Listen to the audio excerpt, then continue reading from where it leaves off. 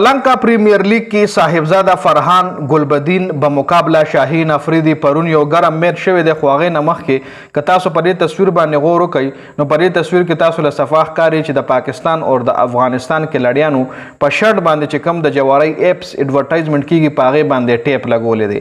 دې حوالې سره بابر اعظم او محمد رضوان هم د دوی نه د دې جوارۍ د ایپس پروموټ کولو نه صفا انکار کړی په پی ایس ایل کې. اوس په لنکا پریمیئر لیگ کې د پاکستان کھلاڑیانو او د افغانستان کھلاڑیانو یعنی مسلمانان کھلاڑیان چې څومره هم دي هغه د دې جوارۍ د ایپ پروموټ کولو نه انکار کړی دی. باقاعده دوی نه به د دې کټینګ کیږي، د میچ فیس کټینګ به دوی نه د دې کیږي. هغه تاوان ته دوی تیار دي خو یو غټ کار یې کړی دی، اپریشیټ کول پکار دي.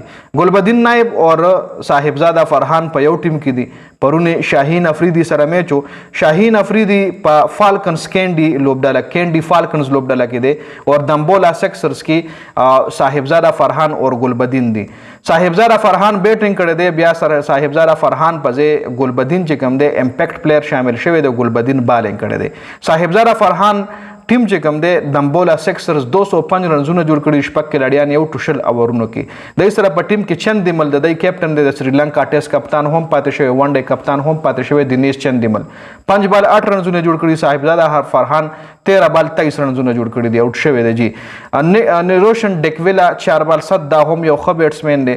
ریزا هینډرکس ورسره زبردست بیټینګ کړی د ساوث افریقا 50 بال 87 رنزونه د جوړ کړي. د ریزا هینډرکس د ښه بیټینګ په وجه باندې دی مطلب دا سکور 205 تر رسول. گلبدین نائب آؤټسټینډینګ بیټینګ کړی، 23 بال 46 رنزونه گلبدین نائب هم جوړ کړي دي اور گلبدین نائب بالینګ هم ښه کړی دی. گلبدین نائب بیا د شاهین افریدی لوبډلې د طرف شاهین افریدی 3 اوور کې 41 رنز ورکړي، یو وکټ یې اخیستلې ده. انجلو میتیوز یو اوور کې 13 رنز ورکړي دي. نوان توشیرا 4 اوور 35 2 وکټې، یعنی ټولو بالرانو خراب بالینګ کړی دی د شاهین لوبډلې سره. شاهین خپل هم خراب بالینګ کړی دی چې 3 اوور کې 41 رنز ورکړي دي او صرف یو وکټ یې اخیستلې ده. شاهین افریدی 205 رنزونو چې اسکولو پسې 187 رنزونه جوړ کړي دي کینډي فالکنز جی. دای سره په ټیم کې د پاکستان کھلاڑي صرف شاهین افریدی دی، بل ورسره نه د افغانستان کھلاڑي شته نه پاکستان ورسره بل کھلاڑي شته دی. نو شاهین افریدی لوبډله کې وسیم جونیئر هم دی، سوري وسیم جونیئر ریشا د صاحبزادہ فرحان دی لوبډله کې دی. صاحبزادہ فرحان، وسیم جونیئر اور گلبدین نائب دای په دمبولا سکسرز ټیم کې دي اور کینډي فالکن سره صرف شاهین افریدی دی، بل ورسره یو کھلاڑي پاکستاني نه افغاني شته جی.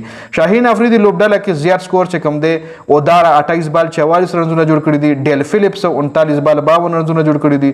حسرنګا 10 بال 21 18 بال 41 وجه شنکر جوړ کړي دي خو بیا هم دا میچ نه دی ګټلی جی. بل دا وسیم جونیئر د ټیم د طرف یعنی صاحبزادہ فرحان دی تر طرف، گلبدین نائب د طرف وسیم جونیئر 4 اوور 39 رنز ورکړي دي، 2 وکټې اخیستلې دي. گلبدین نائب 2 اوور 19 2 وکټې. گلبدین نائب او وسیم جونیئر دواړو ښه بالینګ کړی دی. نو دا صاحبزادہ فرحان دی لوبډلې شاهین افریدی لوبډلې ته په بیګاني میچ کې یو غټ شکست ورکړی دی.